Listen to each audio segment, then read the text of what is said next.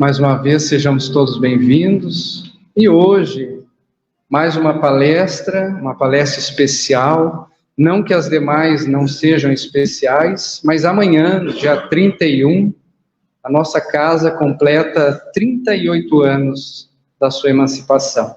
Deste ponto de luz em nossa cidade, que vem através dos seus trabalhadores, dos dois planos da vida, empreendendo os esforços em favor de uma sociedade melhor, em favor da nossa melhoria íntima. Então hoje, nosso irmão Vinícius Lousada, trabalhador incansável da nossa federativa, se dispôs a estar conosco neste tema, o conhecimento de si mesmo, segundo o Espiritismo. Uma boa palestra a todos, uma boa palestra, nosso irmão. Obrigado. Meus amigos, meus irmãos, que Jesus, o nosso divino amigo, nos abençoe a todos e nos mantenha sob a sua paz. É uma grande honra estarmos aqui quando uma sociedade espírita, como o Grupo Espírita Allan Kardec, que leva consigo o nome do egrégio codificador do Espiritismo, comemora mais um ano de trabalho. É uma oportunidade muito significativa para que nós mesmos possamos refletir no que diz respeito à nossa relação com o Espiritismo e o aproveitamento que podemos ter, pessoalmente falando, das lições da doutrina espírita. Gostaria de dar início à nossa reflexão com uma poesia de Augusto dos Anjos, psicografada por Chico Xavier, e que está no livro entre os quais mais chamou a atenção da crítica literária no século passado. Parnaso de Além-Túmulo. Porque se tratou de um livro recebido por um jovem caboclo de atividades simples na região em que vivia em Minas Gerais, trazendo de volta do além-túmulo vários poetas consagrados nessa arte que é a literatura, que é a poética. E Augusto dos Anjos, em um desses poemas, chamado Homem-Célula, nos chama a responsabilidade, a consciência do que realmente somos nós, para que a partir daí possamos refletir sobre o conhecimento de nós mesmos, tarefa impostergável, sem a qual o espírito não evolui de maneira consciente. E Augusto dos Anjos, por Chico Xavier, vai dizer assim: homem-célula. Homem, célula ainda escravizada, nos turbilhões das lutas cognitivas, egressa do arsenal de forças vivas, que chamamos estática do nada. Sob transformações consecutivas, vem dessa origem indeterminada, onde se oculta a luz indecifrada dos princípios das luzes coletivas. Vem através do todo de elementos, em sucessivos aperfeiçoamentos, objetivando a personalidade, até achar a perfeição profunda, indivisível, pura e se confunda no transcendentalismo da unidade. Naturalmente, nós não vamos nos ater aqui ao poema ou poesia, mas a ideia. Nós não somos simplesmente o fruto das ações dos nossos neurônios. Nós não somos o nosso cérebro. Nós não somos essa corporeidade que se desintegra com o fenômeno da morte biológica. Nós somos espíritos com trajetória espetacular em diversas vidas, até chegarmos nesse estágio que nós nos encontramos,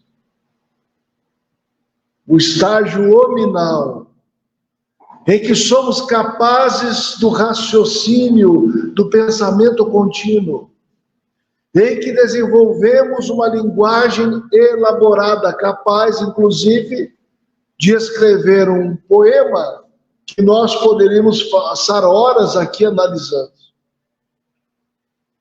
Desenvolvemos a bomba atômica e somos capazes de fazer cirurgias à distância com os recursos tecnológicos.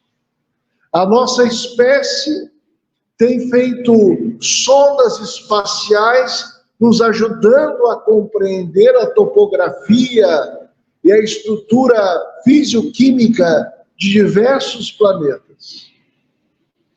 E ainda desenvolvemos o recurso, por exemplo, da internet, que nos hiperconecta a tudo e todos o tempo todo. Embora ainda nos sintamos, não raras vezes, solitários.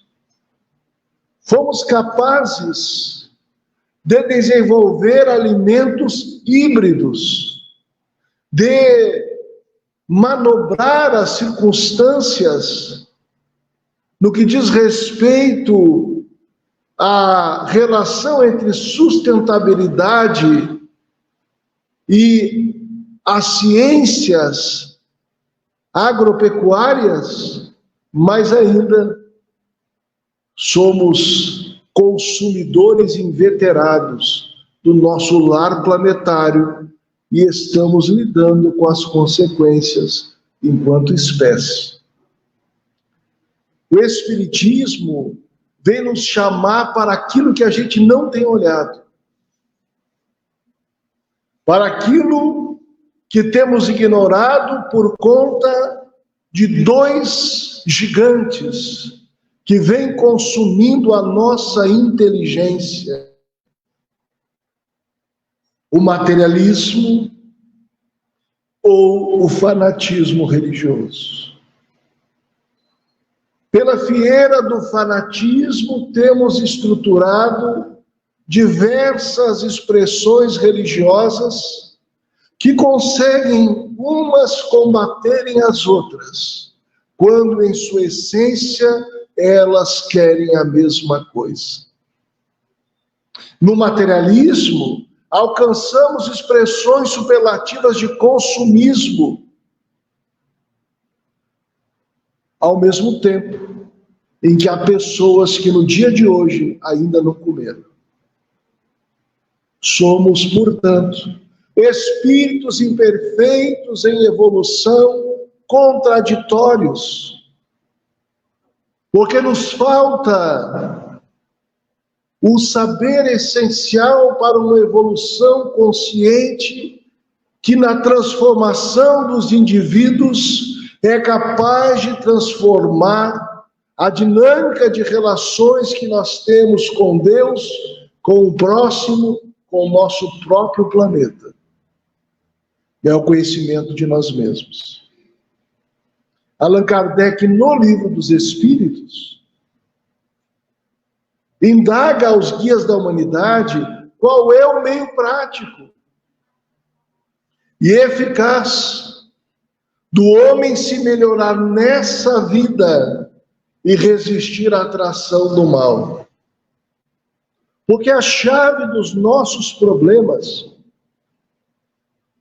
está no egoísmo que ainda viceja em nosso íntimo, e que, seja no imposto de atividade simples, de labor manual, seja dirigindo uma grande potência no mundo, enquanto o egoísmo vigorar a orientar a nossa conduta, nós perderemos de vista o bem comum, a felicidade coletiva, as realizações mais nobres da criatura humana, considerando a vida na Terra sob o seu verdadeiro prisma, a vida espiritual. E o objetivo de estarmos todos aqui, que é de crescermos juntos, embora o progresso seja individual, ele tem reverberações na vida coletiva. Podemos ter as melhores legislações, os melhores objetivos estratégicos para a vida planetária, as melhores recomendações psicológicas, mas se o egoísmo nortear nossos passos, nós seguiremos malbaratando oportunidades extraordinárias de evolução. Então Kardec identifica isto e pergunta aos espíritos, afinal, o que nós podemos fazer para melhorarmos de modo prático e resistirmos à atração do mal? E os espíritos dizem, um sábio da antiguidade já vos disse, conhece-te a ti mesmo. Aí eu fico pensando, a gente fica angustiado de ler manual de eletrodoméstico, imagina olhar para dentro. A gente tem dificuldade de se concentrar numa conversa séria, que a gente vai para o Instagram, vai para o celular, foge do assunto. Se a matéria do jornal é meio comprida, a gente quer escapar. Se o assunto às vezes é muito pesado, a gente quer escapar. Porque parece que por alguma questão nós temos nos afastado. Mas isso não é ponto final de pensarmos um pouco mais sobre a vida. Vivermos constituindo alguma sabedoria para que possamos ter escolhas mais conscientes, definindo assim um destino mais feliz para nós, para os nossos e, por consequência, para com o próximo. Mas os espíritos dizem, conhece-te a ti mesmo. Como Kardec era um educador, ele faz os espíritos explicarem melhor. E Santo Agostinho apresenta no Livro dos Espíritos uma metodologia de autoconhecimento na resposta à pergunta 919 A de um Livro dos Espíritos. E há uma frase importantíssima ali. O conhecimento de si mesmo é a chave do progresso individual. É a chave. Não tem outra. Ah, mas será que um médium não pode me dizer, afinal, quem eu sou, para onde eu tenho que ir? Será que eu não vou achar isso num livro de autoajuda? Será que eu não vou achar isso num teste da internet que revele a minha personalidade em 2 segundos? Será que eu não posso ter um guru, um coach que resolva a minha vida? Diz Paulo de Tarso, tudo me é lícito, mas nem tudo me convém. Nós já estamos em um tempo de uma maioridade moral que nós precisamos assumir as rédeas da nossa trajetória espiritual sem gurus de ocasião. Porque o nosso guia é Jesus.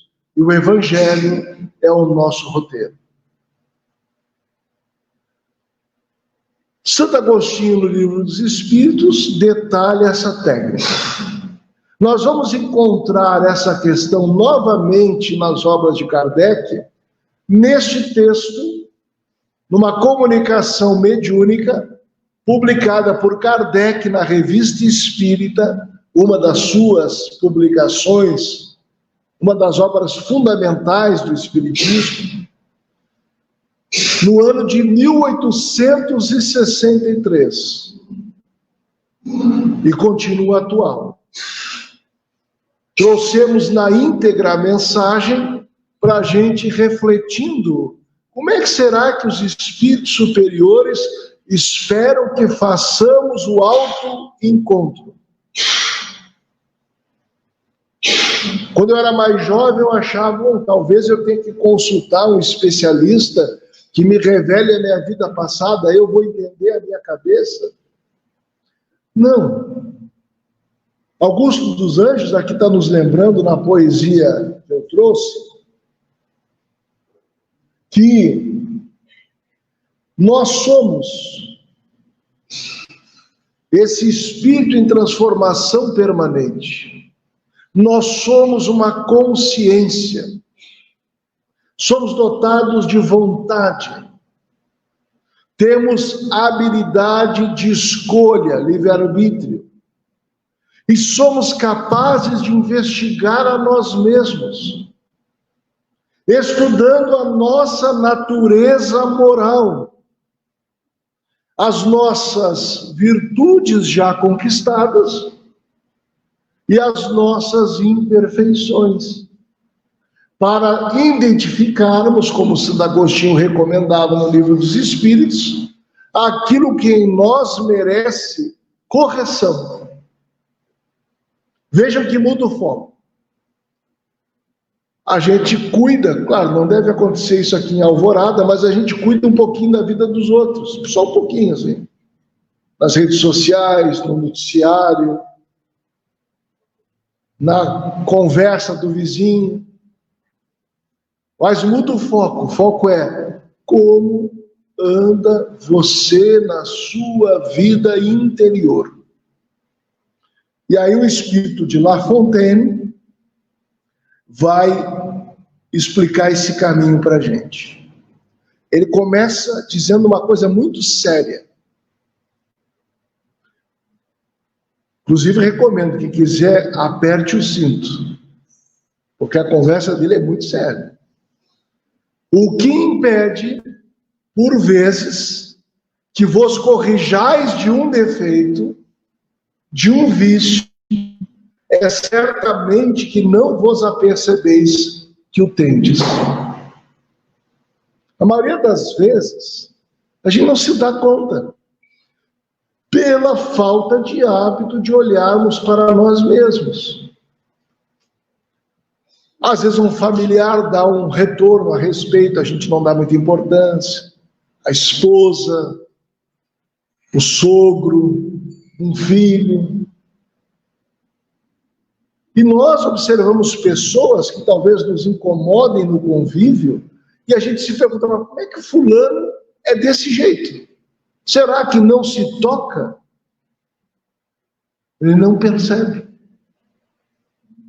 Então, muitos defeitos que nós somos portadores, imperfeições morais, ou é provável que a gente não enxergue. Então já tem uma coisa importante aqui. Nós precisamos olhar um pouquinho mais para dentro. E combinar com aquela pessoa que a gente ama muito, se a gente quer evoluir. Sempre me diga a verdade quanto à minha conduta. Mas tem que aguentar quando a pessoa disser. Porque é normal, pelo estágio que a gente se encontra, a gente se atrapalhar e utilizar o que Joana de Ângeles chama no livro Ser Consciente como um recurso de auto-engano, de ilusão do ego. Então a gente passa, como se diz na linguagem popular, passa pano nos defeitos da gente. E não enxerga. É o auto-engano. Uma das possibilidades da razão, segundo o sociólogo Edgar Morin, é o auto-engano. Eu acho que eu estou certo. Eu morro acreditando que eu estou certo. Até que a desencarnação me mostra um outro lado das circunstâncias. Eu digo, mas não é que eu não me dei conta. É o que a gente vai perceber, por exemplo, lendo obras como O Nosso Lar, ou Voltei, do irmão Jacob, que às vezes a gente tem uma mentalidade fixa e uma certa análise de nós mesmos, e a morte quebra aquela viseira e a gente passa a enxergar a vida de um outro prisma. Ou uma crise no nosso dia a dia. E tem coisas que a gente dava importância e aquelas coisas nem tem mais tanta importância assim. Muito bem. Aí o Espírito vai nos trazer algo da nossa conduta que nós precisamos observar. Enquanto vedes os menores defeitos do vosso próximo, do vosso irmão, nem mesmo suspeitais de que tendes as mesmas falhas, talvez 100 vezes maiores que as deles. Isto nada mais é do que uma consequência do orgulho, que vos leva, como a todos os seres imperfeitos, a não achar nada de bom senão em vós. A gente identifica isso, né? Muitas vezes eu vejo os defeitos dos outros e não enxergo o meu. É o que Jesus alertava aos fariseus. Olha, vocês enxergam o cisco no olho dos vossos irmãos e não enxergam a trave, o poste diante do vosso. E por orgulho, esse sentimento em que a gente se acha a bolachinha mais recheada do pacote, a gente diz assim, não, mas eu não sou que nem o fulano. Deus me livre de ser que nem o cicrano. Eu sou melhor. Não, mas fulano é intolerante. Não, mas eu não tenho esse defeito. Eu só não aceito ideia contrária à minha, mas eu não sou intolerante. Quando nós focamos muita atenção nos outros, nós perdemos o que nos interessa. Não se trata aqui de um convite, por favor, ninguém entenda mal, à ingenuidade, à covardia diante do mal dos outros. Não, se trata de um convite a um foco de atenção quanto ao conhecimento de nós mesmos. Porque nós encarnamos para progredir, quer dizer, voltar para o mundo espiritual em condições melhores do que aquelas que nós aqui chegamos. É, em suma, em resumo, um convite à autoeducação, a proposta do Espiritismo.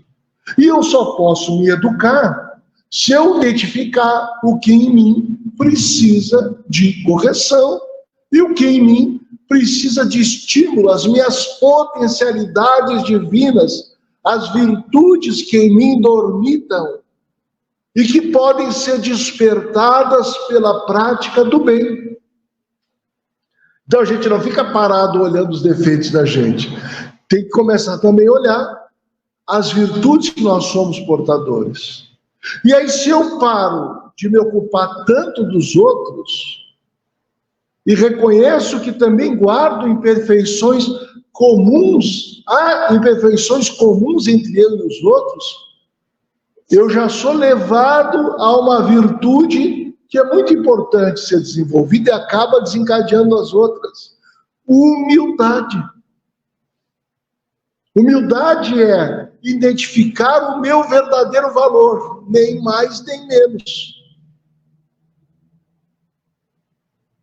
Não me acho suprassumo, mas também não preciso me humilhar. É ter clareza da condição evolutiva que nos encontramos, que erramos muitas vezes, mas queremos acertar.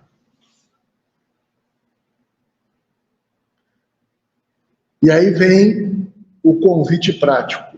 Deveríeis vos analisar como se não fossem vós mesmos. Olha que dica. Olhar para a gente mesmo como se nós não fôssemos a mesma pessoa. Imaginai, por exemplo, que aquilo que fizestes ao vosso irmão vos tivesse sido feito por ele. Colocai-vos no lugar dele. O que faríeis? Respondeis sem ideia preconcebida, sem auto-engano, pois suponho que queirais a verdade. Assim fazendo, estou certo de que muitas vezes descobrireis defeitos vossos que antes não havíeis notado. De repente a gente está com o coraçãozinho apertado porque amanhã tem almoço em família, e o último almoço que reuniu todo mundo era do Ano Novo. Aí o povo discutiu política, que a gente escolhe qual é o assunto que dá para brigar, e a gente anota e leva para a reunião de família. Para aqueles parentes que a gente vê só em certas datas, que parece que é para bombar mesmo a discussão. Que eu já sei que irrita, ou futebol, ou outro assunto qualquer. Se eu não sei discutir com civilidade, ou sei que o outro não sabe dialogar com civilidade, é inteligente não discutir. Conversa de outra coisa. Até porque os outros não são obrigados a assistir o duelo verbalístico de dois bicudos que não se beijam. Então eu posso pensar assim, puxa, eu disse tal coisa para o fulano, mas se fosse alguém dizendo para mim, daquele jeito, sem pesar as palavras. Ah, mas era verdade. Mas a verdade é que nem uma pedra preciosa. É linda uma pedra preciosa. Mas é uma pedra jogada no rosto de alguém, fere como qualquer pedra. Então eu posso pesar um pouquinho o que eu digo. Se eu tenho aquele hábito, tem familiares que são assim, um amor de pessoa, né? A turma se encontra, nossa, fulana, como você está gorda. Nossa, fulano, como está magro, está doente? Aqueles comentários assim que a pessoa está desempregada, e aí não vai arrumar emprego nunca? A gente tem que se colocar no lugar do outro. Se fosse comigo. A pessoa preparou aquele churrasco, não é igual ao teu. Porque tem assador obsidiado, né? Ele vai e acha que dos outros tem que ser igual ao dele. E ele não se aguenta, ele primeiro dá pitaco, depois ele assume o controle. E depois eles brigam, porque alguém errou no sal, alguém botou tempero que não devia. Né? Aí a nora quer impressionar a sogra, vai fazer a mesma sobremesa que ela faz, que a família ama, e ela é muito evangelizada, não dá o segredo da receita, ela leva para o túmulo. E não adianta fazer reunião mediúnica e chamar que ela não vem. Para duelar na mesa. Mas se fosse alguém dizendo aquilo que eu digo sem pensar para mim, como é que eu me sentiria? Isso é educação. E o Espírito está na terra, meus amigos, não é para fazer o que quer, não é para falar o que quer, é para se educar. É para isso que a gente reencarnou. Não é para voltar com os mesmos defeitos com os quais nós reencarnamos. Seria perda de tempo. Não é para massacrar ninguém na discussão, na agressividade. Não é para ter razão sempre. Isso não conta positivamente para a gente na vida espiritual. Pelo contrário, a gente vai dizer assim, se eu soubesse. E aí o nosso guia vai dizer, mas tu sabias, tu frequentava o centro espírita, você leu o Evangelho segundo o Espiritismo, ouviu tantas horas de palestra, pelo amor de Deus. Então a gente precisa parar um pouquinho e ver, olha, Se eu pensar nisso que o Espírito Lacordaire nos recomenda, quantos conflitos em diálogo desaparecerão? Não que a gente não possa ter conflitos de ideias, mas de brigar é desgastante. É desgastante. Tem uma hora que a gente perde a medida certa e chega um momento que alguém pergunta: o que vocês estão discutindo mesmo? Nem a gente sabe. A gente só quer ter razão. Então, nas redes sociais nem se fala, né? A gente vê aquele fio das pessoas discutindo, o que estavam falando lá não tem nada a ver com o final.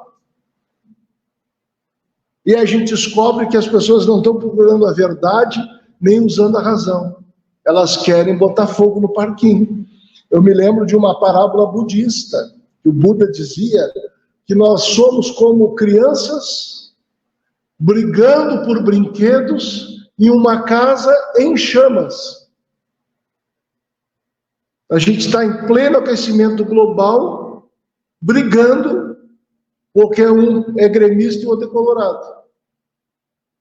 Eu tenho uma ideia, o outro tem outra. A metáfora é perfeita. Nós temos dramas sérios. Por que a gente briga por coisa que não interessa? Por conta da nossa evolução espiritual, da condição de espíritos imperfeitos. Por isso que é bom a gente pensar, olha, certas coisas é perda de tempo, produz desamor, afasta-nos uns dos outros, não gera união, fraternidade, cooperação. E que legado nós queremos deixar para os filhos da gente? Que lembrança que a gente quer que repercuta nas falas e pensamentos deles em nós no mundo espiritual? Nossa, fulano era faca na bota. Será que é isso? Ciclana era, aquela baixinha era fogo, baixinha, né? O sangue sobe rápido. Deus o livre. Será que é isso que a gente quer? Ver nossos netos, eu sou igual a minha avó, bateu, levou. Como assim? Com certeza não. Não reverbera bem na economia da intimidade do espírito essa influência perniciosa que possa exercer sobre alguém. Agora, os bons exemplos são o nosso advogado em qualquer lugar que nós estivermos e vão repercutir positivamente sobre nós mesmos na vida espiritual. Recomendo ainda o benfeitor, já estamos indo para o final. Sede francos com vós mesmo. A gente pode ser super sincero com os outros, né? Conosco mesmo. Travai conhecimento com o vosso caráter. Afinal de contas, quais são minhas características? É só colocar no papel. Como é que eu ajo no meu dia a dia? Como é que eu sou em situações de crise? Como é que eu sou em situações de calmaria? Como eu ajo quando sou contrariado? Quando as coisas não saem como eu quero? Mas não o aduleis, quer dizer, né? A gente não fique assim, arrumando motivos e achando bonitinho os nossos defeitos. Que há pessoas que têm orgulho dos seus defeitos. Eu lembro outro dia, conversando com uma pessoa, a pessoa me contando a disposição que ela tinha de bater dos outros. E eu ficava ouvindo aquilo e pensando, parece que eu estou ouvindo uma criança de 10 anos falar. E era um homem mais maduro que eu, fisicamente. Daqueles que não levam desaforo para casa. Que aprendeu a lutar para poder não levar desaforo para casa. Até que um dia, talvez leve o agente funerário até a sua casa. A gente tem que parar para pensar um pouquinho. Há pessoas que estão tão doentes, meus irmãos, que uma discussão tola no trânsito vira um homicídio. Há pessoas tão enfermas no nosso mundo que elas não têm limite em nada, e que uma simples discussão vira um duelo ou uma briga de gangue. A coragem que a gente tem que demonstrar é de saber desdobrar situações difíceis para não entornar o caldo e complicar a vida dos outros, e nem a nós. Porque as crianças aduladas, falando do nosso caráter, às vezes se tornam más e os aduladores são os primeiros a experimentar os efeitos. Então, nada de ficar enfeitando os nossos defeitos. Defeito, imperfeição, é defeito, é imperfeição. Não há virtude na deficiência de caráter. Não há virtude na corrupção. Ah, fulano rouba, mas faz. Não há virtude nisso. Isso é hipocrisia. Ah, fulano é agressivo com a mulher, mas ele paga as contas em casa. Não há virtude nisso. Seja o vosso falar, sim, sim, não, não. Ah, eu sou bonzinho, eu não faço mal para ninguém. Mas se fizer mal para mim, vai pagar. Não tem virtude na vingança. É disso que o Espírito está dizendo, para a gente não ficar se enganando. Porque para além dos aplausos do mundo,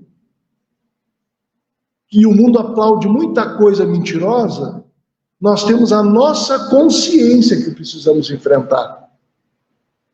Interessa como que está a nossa consciência.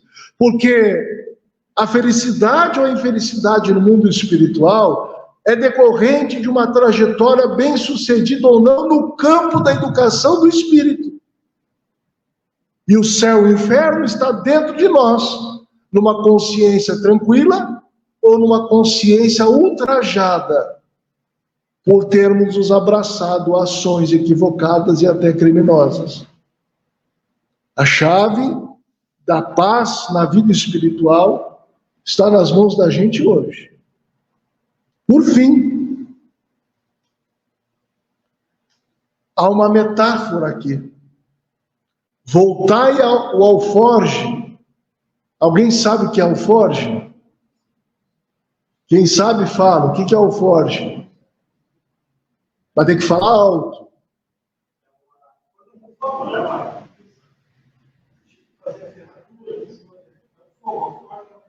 Não, aí é a forja.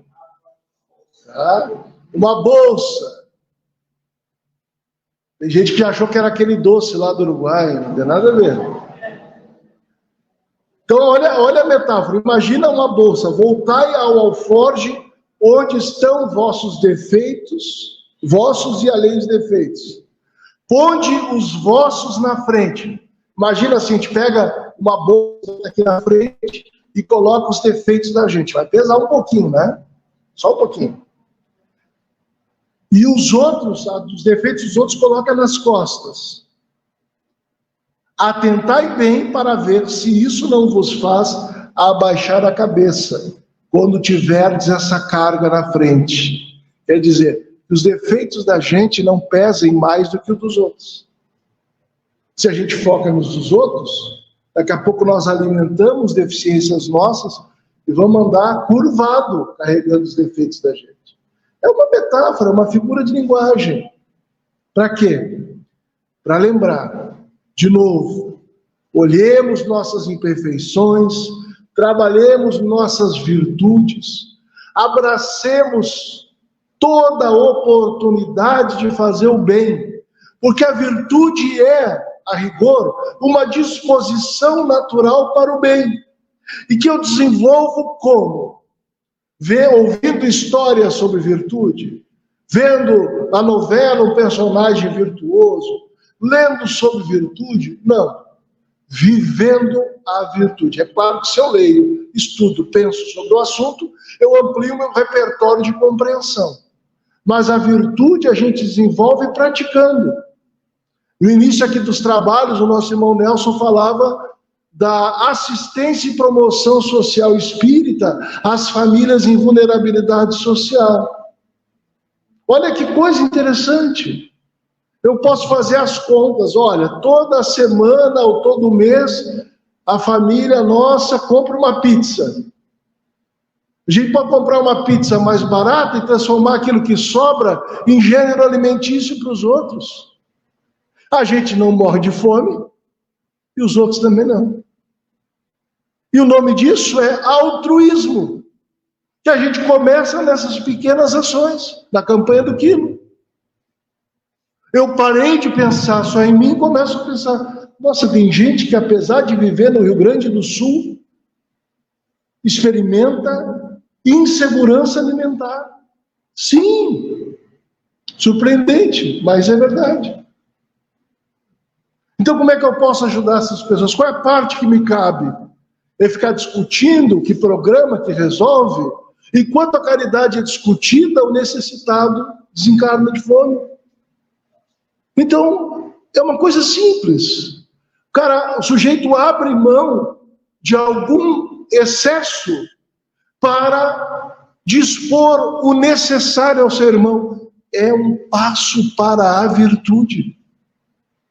A gente olha lá o nosso armário, que às vezes alimenta as traças, o mofo, dá uma limpada, tem umas coisas que não servem mais, não adianta. Depois do casamento, o perispírito se alarga, gente. Tem coisa que não vai servir. Passa adiante. Porque aquilo que está sobrando no teu armário pode ser o necessário para que um pai de família, arrumadinho, com autoestima, enfrente uma entrevista de emprego e tenha êxito. E Deus sabe o que tu está fazendo. Não precisa botar nas redes sociais. Às vezes, meus amigos, é um pão, é uma palavra de otimismo, é um copo d'água. E a gente vai saindo do egoísmo pelo exercício da caridade e vai desenvolvendo a virtude do altruísmo. Não, eu vou guardar isso aqui para quando meu filho tiver a meia idade, ele vai usar. E aí ele vai ter a idade e vai dizer assim, credo, pai, nunca vou usar uma coisa dessas. E tem que parar para pensar nisso. Às vezes a gente tem tanta coisa em casa que atrapalha a limpeza da casa. A gente cansa de ficar mexendo coisa de lugar, de tanta coisa inútil, que podia gerar renda para uma obra social, para uma escola. Escola também faz, já que infelizmente, nós não estamos na Finlândia. Escola também faz dinheiro para a sua manutenção com brechó, com ações que a gente faz no espírito. A gente pode adotar. Sempre sobra alguma coisa, até o dia que a gente aprender a dar o que não sobra também, que é um passo à frente. Vou encerrar falando disso. Numa oportunidade, uma senhora foi em busca de Chico Xavier, o que era muito comum na vida do médium mineiro. A gente pode dizer, lendo seus biógrafos, que Chico viveu para os outros. Aliás, bem definiu o Espiritismo na sua essência, na conduta e na sua história de vida. E aquela senhora nervosa precisava entabular alguma conversa com o médium, e ele tinha pressa por algum motivo que agora nos escapa à memória. Então ele acelerou o passo, sabe? Que nem a gente faz. Está ali na Presidente Vargas, está com pressa, tem que pagar conta, resolver problema, e vem um amigo e a gente, fulano, se ele me achar, não sai daqui. Sabe? Quando o Chico pensou nisso, o Espírito Emmanuel, porque guia gosta de aparecer nessas horas. Diz que isso, meu filho, atende a nossa irmã. Ela tem necessidade. Chico parou, escutou, perdeu o ônibus, mas ouviu aquela senhora. E ela ficou tão grata, que saiu dali pensando no quanto o Chico era uma pessoa especial. E Emmanuel recomendou que ele olhasse para trás. E na sua direção pela evidência mediúnica, ele identificava os fluidos salutares que se direcionavam a ele, por conta do estado de gratidão daquela mulher. E Emmanuel teria arrematado da importância da atitude dele. Se ele não tivesse atendido-a, quais seriam as qualidades daqueles fluidos? Então, um pouquinho de gentileza, de caridade no dia a dia da gente beneficia a gente. Queremos desenvolver virtude? Comecemos com a caridade, nas pequenas coisas.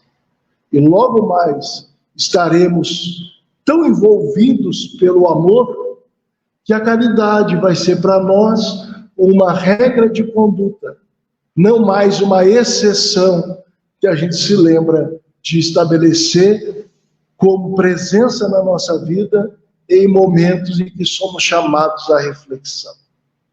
Então, o conhecimento de si mesmo, meus amigos, é a chave sem a qual o espírito não progride de maneira consciente. Estudemos nossos defeitos, investamos no desenvolvimento das nossas virtudes, porque a nossa evolução está em nossas mãos. Muito obrigado pela sua atenção e muita paz a todos. Agradecemos nosso irmão pelas considerações. Antes da prece, gostaria de ler um poema breve que foi recebido pela nossa irmã, trabalhadora da casa, e que vai falar um pouquinho da nossa casa nestes 38 anos. Intitulado Casa Bendita. Viajantes do tempo aportaram numa pequenina morada terrestre, que cresceu como cipreste. Uma muda foi transplantada e a tantos corações aquece. Esta nova árvore não apenas sombra oferece, pois seu fruto mais brilhante é o estudo que oferece. Sois todos galhos desta. Tendes todos o conhecimento e mesmo assim, por vezes enfraquece. São duros estes tempos de luta e transição. No entanto, não esquece, foi esta a escolha do coração. Nunca só estarão. Aqui na retaguarda, os primeiros que voltaram inativos não estão. Lembra a palavra do mestre, coloca a mão na charrua e não olha para trás. A paz que busca é no coração que se faz. E quando corações emocionados comemoram mais um ano desta casa bendita, honra e dignifica através da ação. Se o estudo é o lema, lembra que só vale a pena se for do cérebro para a mão, unidos no mesmo objetivo, dos dois lados da vida por um mundo de regeneração. Parabéns, GEAC, hospital, templo, escola e lar. Dois planos da vida em festa, fortalece a alma a celebrar. Então esta é a mensagem dos nossos amigos espirituais que nos fortalece a todos nós. Então, neste momento, queridos amigos, fazemos a nossa prece e também esse passe espiritual que nos é concedido. Ó Mestre Jesus, Mestre amigo, incansável, te agradecemos a oportunidade de estarmos aqui. Não só aqui nesta casa, mas neste plano material que nos dá a oportunidade de encontrarmos as nossas virtudes adormecidas, de retificarmos o nosso espírito para que possamos resplandecermos. Ó Senhor, que tuas bênçãos recaiam sobre todos neste momento, nossos irmãos aqui presentes, encarnados e desencarnados, e todos aqueles que também estejam a nós ligados pelos laços inquebráveis do Espírito, mas também por aqueles que ainda nos trazem na condição de seus inimigos. Rogamos pelos nossos irmãos em toda a parte, pelos que sofrem as provações da vida, as dificuldades da doença do corpo e da alma, por todos aqueles que atentam ou que atentaram contra a sua própria vida, por aqueles que sofrem da depressão, por aqueles que estão aprisionados numa cela física ou mental, pelos irmãos órfãos de seus pais, mas também por aqueles irmãos órfãos de pais vivos, pelos irmãos esquecidos nas casas de repouso, mas por aqueles também esquecidos dentro do próprio lar. Nós te rogamos, querido Pai, pelos nossos irmãos em toda a parte, à beira do caminho, nas ruas, na solidão, na tristeza, na dor, mas também por aqueles irmãos que estão na liderança de seus países, de suas organizações, para que possam ser tocados em seus corações o compromisso que cabe a cada um de nós. Que possamos ser divulgadores, que possamos trazer na nossa conduta o Teu Evangelho como bandeira. Graças te damos, bondoso Pai, pelo Teu amor e a Tua bondade. Graças te damos, Senhor, por mais este ano em que esta casa, dedicada à caridade, permanece neste plano da vida, mas também trabalhando no plano espiritual. Aqueles que hoje aqui estão à sua frente, em todas as áreas, em todos os setores, mas também te agradecemos por todos aqueles que nos antecederam, vislumbrando um dia termos a casa que temos hoje. Ó Mestre Jesus, fortalecei-nos a todos, fortalecei-nos a nossa fé, fortalecei-nos a nossa esperança, mas também a nossa coragem, para que possamos suportar os pesos das nossas iniquidades com ombros fortes e com determinação. Muito obrigado, Senhor. Que a Tua paz seja com todos, que a Tua paz permaneça em cada coração, e que assim seja. Que tenhamos uma boa Páscoa no seu verdadeiro significado, tenhamos um excelente final de semana. Muita paz a todos.